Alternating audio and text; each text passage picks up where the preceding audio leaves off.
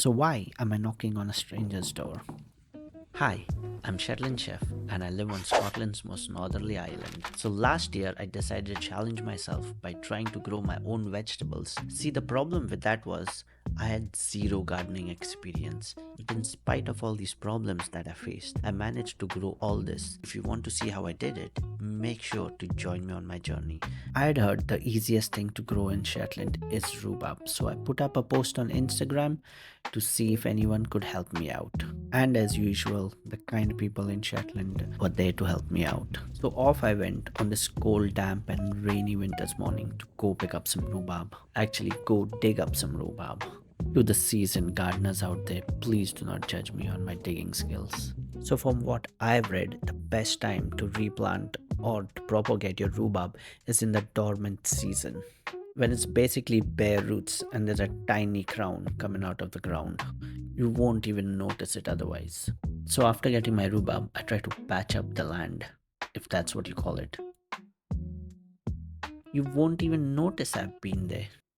So I told one of my best pals, I went to dig up some rhubarb, and guess what she thought? That was an old lady digging it up, not me. Ugh. I got back home and I was excited to plant my first thing in the garden.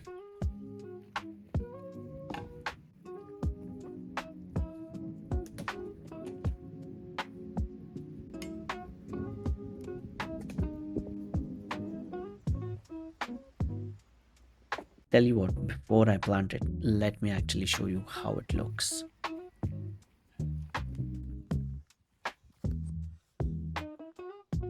So you got the crown there and you can see a really tiny bit of red popping out from it. There's like 2 or 3 crowns and the rest around it is just bare roots. But from what I've read about it is that it's really resilient. The thing about rhubarb is wherever you plant it, that has to be the permanent position because it's going to have like roots spread out and it's going to take over that corner or that place of the garden. So I thought, why not plant it in the corner of the garden? And that's going to be my rhubarb corner. So you need to dig a hole that's big enough so the root goes underground and only the crowns stick up the ground from which the rhubarb will grow out of. And from what I've read, it's good to put some compost at the bottom and around the rhubarb. It will help it secure the roots to the soil and grow nice and strong.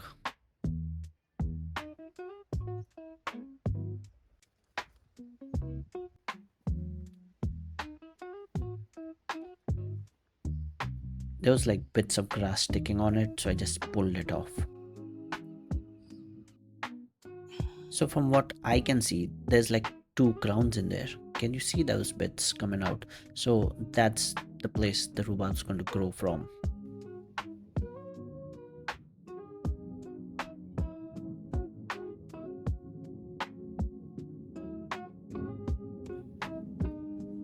And at the very end, I just covered it up with garden soil and pressed it in. Did I know what I was doing? No, I did not. I read a few books, I watched a few YouTube videos, and I tried my best and I hope for the best. I also found this massive root growing under the rhubarb. I think it was from the nearby fuchsia bush or something. But I took that off so it doesn't disturb my rhubarb and the roots can, secure itself to the ground. So I pushed it in and that was me done.